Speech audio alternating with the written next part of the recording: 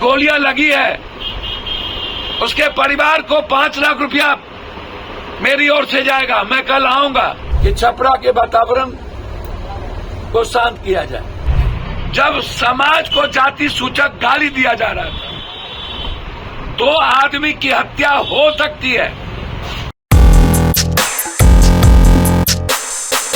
नमस्कार, निष्कर्ष भारत देख रहे हैं आप। आपके साथ मैं स्नेहा गुप्ता। रोहिणी आचार्य ने जिस तरीके से सारण में अपनी उम्मीदवारी पेश की थी और कल 5वें चरण के चुनाव के दौरान उनके बूथ पर सबसे पहले तो रोहिणी आचार्य हाय हाय के नारे लगे और आज सुबह जिस तरीके से भारतीय जनता पार्टी और आरजेडी के कार्यकर्ताओं में झड़प हो गई और आरजेडी के 2 कार्यकर्ता की निधन हो चुकी है और एक कार्यकर्ता पीएमसीएच में एडमिट है। और इस दौरान भारतीय जनता पार्टी के कार्यकर्ता को पुलिस ने हिरासत में लिया है। लेकिन अब इस मुद्दे पे पप्पू यादव का बयान सामने आ गया। जी हाँ, पप्पू यादव ये अपील करते हुए नजर आए हैं कि रोहिणी जी, आप किसी तरीके से छपरा के मामले को शांत कीजिए और मेरे तरफ से जिन लोगों के परिवार के पुत्र गए हैं उनको 5 लाख रुपए मैं अपनी तरफ से दूंगा। मैं कल आऊंगा उनसे मिलने। और कहीं ना कहीं पप्पू यादव ने ये कहा है कि छपरा के माहौल को शांत करना होगा। और क्या कुछ कह रहे हैं पप्पू यादव, पहले आप इस वीडियो पे नजर डालिए। और आपको आलोचना करनी चाहिए थी रूडी जी। कल जो घटना घटी और जिस तरीके से रोहिणी आचार्य को मां बहन की गाली दी गई, वो आपकी भी बहन और बेटी है। आप भी राष्ट्रीय जनता दल में ही थे रोहिणी जी। आपकी राजनीति शुरुआत भी लालू यादव के साथ।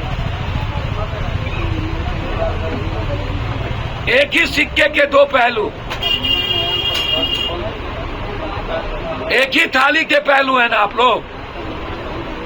फिर समाज को क्यों बांटते हैं? फिर आम आदमी शिकार क्यों होता है? फिर चुनाव में गाली गलौज क्यों होता है?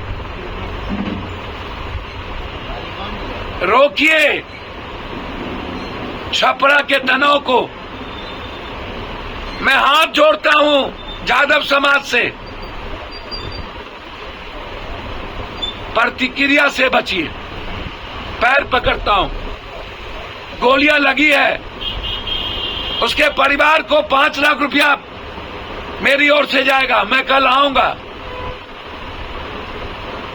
लेकिन जौहरी नहीं है कि कानून काम करेगी। 302 ट्रायल होगा।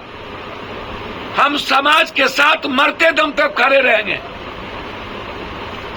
लेकिन विभाजनकारी तरीके से नहीं। जो भी कमजोर समाज के लोग हैं वहां, जो डरे हैं, उसे डरने की जरूरत नहीं है। लोकतांत्रिक तरीके से हम विरोध करेंगे, हम धरना प्रदर्शन करेंगे, लेकिन बदले की भावना से काम नहीं करेंगे। ना कोई मेरा समाज, ना कोई यूथ करे। विरोध हो, प्रदर्शन हो। जो घटना घटी है वह माफी के जोग नहीं है। मर्डर से ज्यादा कल बड़ी घटना थी,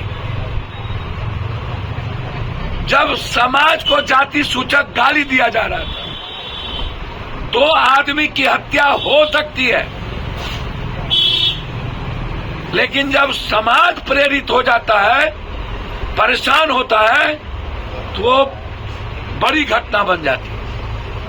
कल की घटना मुझे डर था कोई बड़ी घटना ना घट जाए। और आज कॉलेज जाने वाले 3 बच्चों को घर पर से मनचरू लोगों ने जिस तरीके से बीजेपी के उस्काने पर गोली चलाकर छात्रों को मारा, 2 लोग मर गए, 1 लोग सीरियस है, तीनों बैकवर्ड समाज से हैं,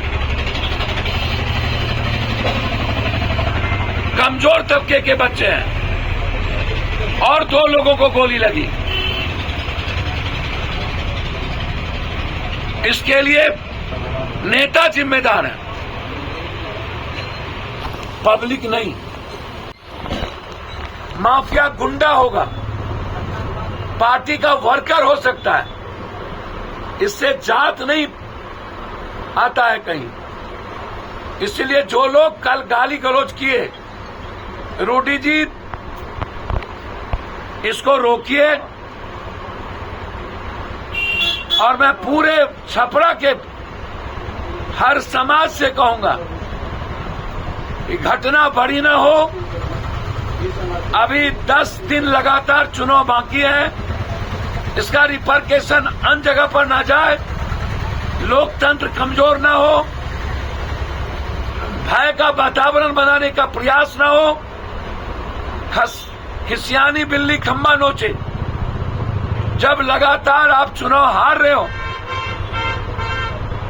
तो समाज पर बांटना और भयादोहन करना यह सही नहीं है। इस बिहार के सारे 13 करोड़ जनता को जीने दीजिए।